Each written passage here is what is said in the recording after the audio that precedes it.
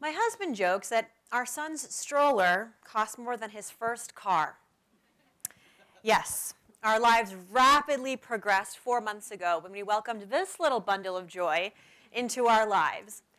Since Evan was born, we've become acutely aware of how madly expensive it can be to raise a child in this country. From strollers to swim lessons and summer camp, researchers now say it costs close to $250,000, $250,000, to raise just one child from birth on to age 18, and that doesn't even include college.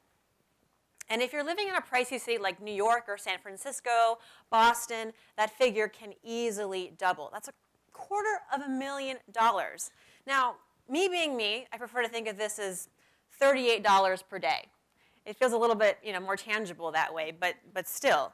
And truth be told, even before our son arrived, we'd spent thousands of dollars to prepare. We bought a car, we expanded our home, we purchased life insurance, disability insurance, we made a will, we became official adults.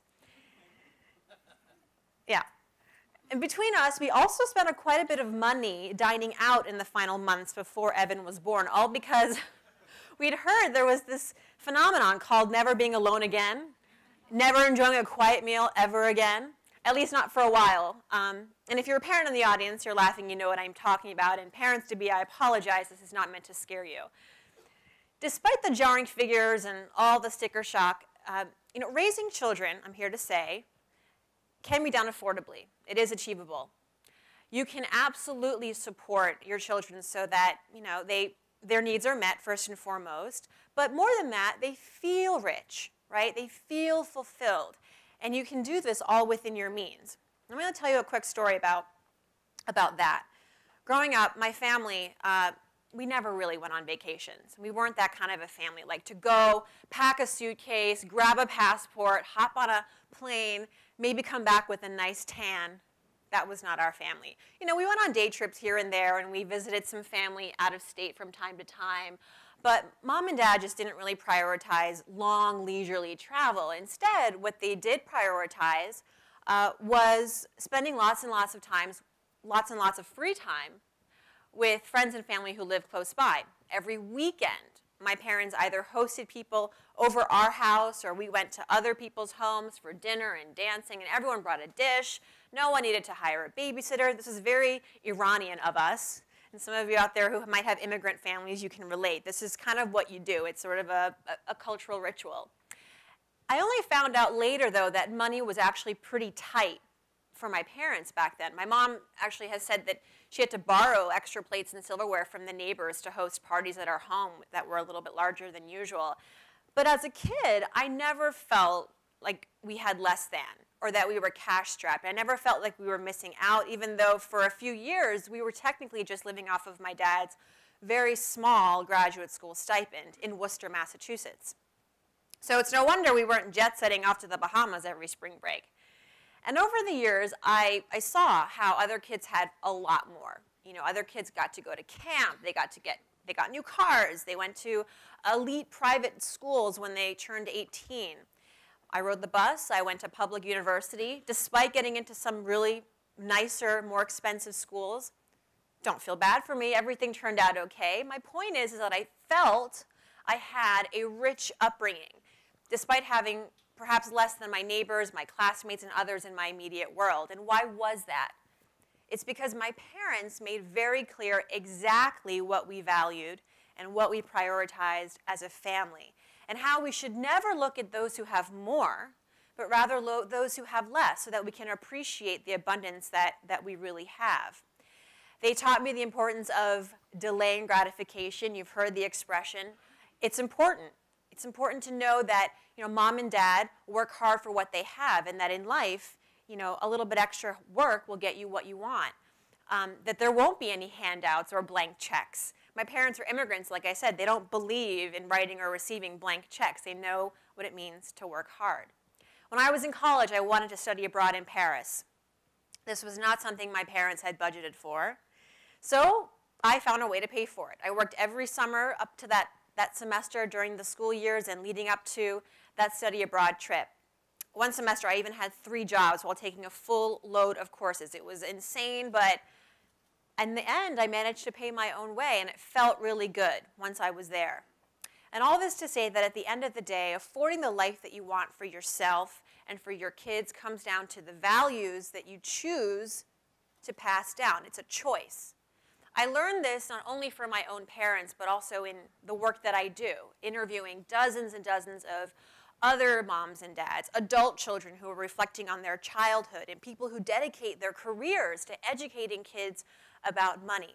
And they all say that raising a family that will feel rich, no matter how much you can afford, depends on how you choose to design your life, how you choose to prioritize your needs and wants, and choose to manage your money.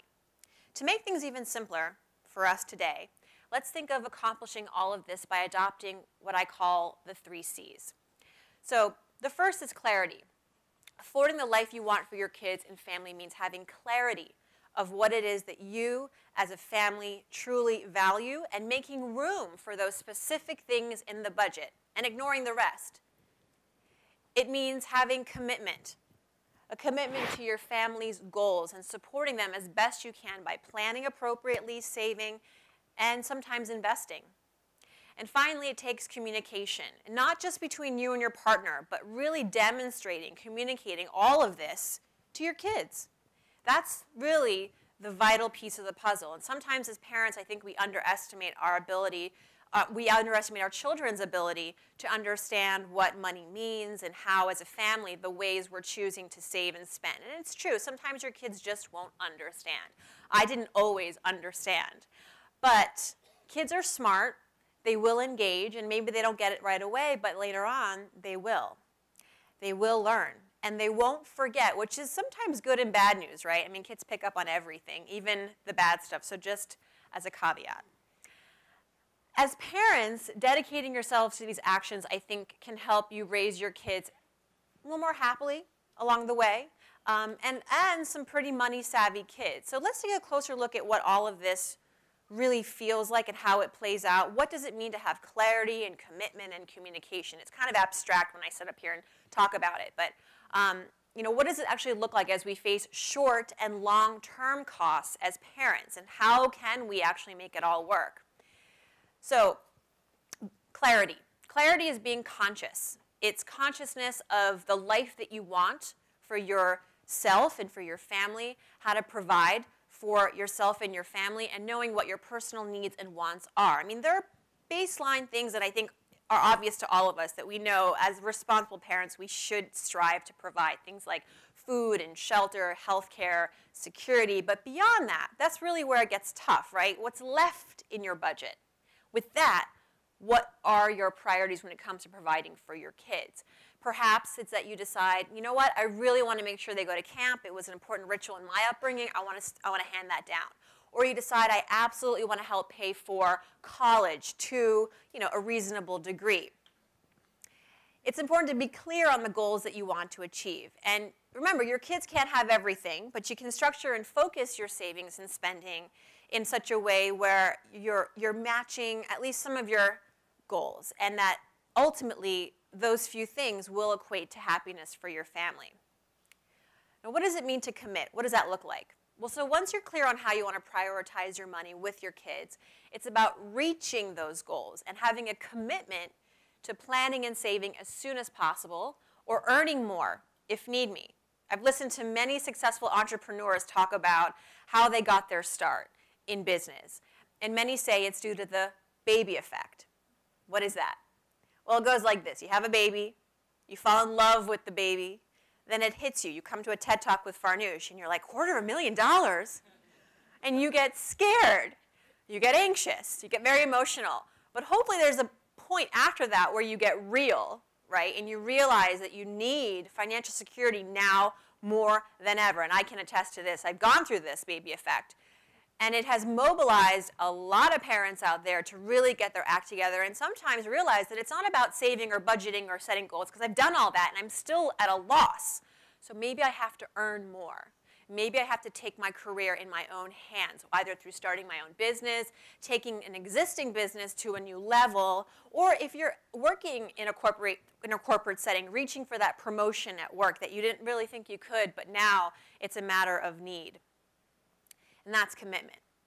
Now, some of you are in the audience wondering, how do I commit specifically to this one thing called college savings? Because I know I can't do a talk on kids and money without really talking about college. It's kind of the elephant in the room. How do I afford sending my child to college, Farnoosh? Well, yes, there are some technical things that you can do, but really this is an emotional topic. I find parents often feel it's their duty as a good parent to entirely pay for juniors' college education and wherever the little guy or little gal wants to go, top-notch school, even if it means forfeiting our own retirement savings to send him or her to school. I'm here to say that as parents, you need to place the oxygen mask on yourself first. In this case, it is completely okay to put your needs before your kids, and it's fine to save for your child's college education, but not at the expense of your own savings, because you're only doing a disservice to yourself and to your kids. I mean, imagine arriving at retirement with little savings and having to then rely on the financial support of your children. This is not theoretical. It's happening today. Don't forget, you can send your kid off to school with scholarships. Your child can work part-time. Your child can always choose a more affordable school. There are fewer options for retirees who haven't saved enough. Now, I'll be honest, when my parents told me at 17 that the only affordable option for college for me was state school, I started crying.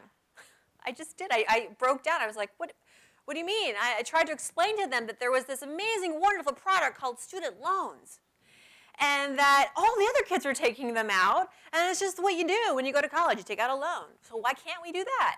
And my dad simply said, that's not what we value. We don't believe that's a smart idea. You'll thank us later. Finally, communication. This is a biggie. Whatever financial path you decide to take as a parent, don't keep it to yourself. Involve your kids by communicating to them the deliberate choices that you're making and why. Walk them through it. Because whether you like it or not, whether you're ready or not, your kids will start to grow curious about money as soon as they begin to observe how others are spending and saving. And they'll have questions for you. Questions like, why can't we afford this? Are we rich? Oh, by the way, Dad, how much do you make? I asked all of these questions of my parents growing up, and I think I apologize to them, but it's the reality. It can be perplexing, but your child's curiosity, think of it like this. It's really a great catalyst for learning about money, for teaching them about money. It's a flag on the field, and they're saying, I'm ready. So leverage these moments to educate them and guide your kids. Walk them through your budgeting choices. Talk as much as possible about what rich really means to you, that it's not just about owning fancy things. It's a feeling. It's a feeling of security. It's feeling healthy. It's feeling happy. I was talking to a dad the other day in a story I was writing about kids and money, and he said, I have 3 sons, and the oldest is always on my case. He's, Dad, are we rich? Are we poor? Are we rich? That he's obsessed. And he always says to him, we're not, he says, I don't really know about rich. I don't really, care about that word too much. What I do care about is that I know we're fortunate as a family. And he explains always that, your mom and dad, we work very hard to afford the life that we have and enjoy. And sometimes for younger kids, that's all they need. They just want that reassurance. They want to know that things are going to be okay. And if they're not okay, if you're struggling, let them know how you're working to make things better and what they can do to help. Kids want to help. Whether it's little things like turning the lights off in their room when they leave, it's planning the meals for the week for mom and dad so you don't have to buy dinner out. And while I don't think a 3rd grader needs to know your salary, unless you want the neighbors to find out, I do think it's more appropriate to be open about your finances with the older kids, with the teenagers, because their questions might actually be for practical reasons. They want to learn if, say, there's enough saved for college, and admitting to them that we don't have enough or we've saved just a little bit can help to manage their expectations and plan appropriately. And please do this sooner rather than later. Finally, I want to leave you with this small but great bit of advice. Whenever your kids ask you about money and why you're doing what you're doing with your money, my suggestion is to first reply with your own question, which is why? Why are you curious? It helps to know their context. At the least, it might buy you some extra time to think of a more appropriate answer. Thank you.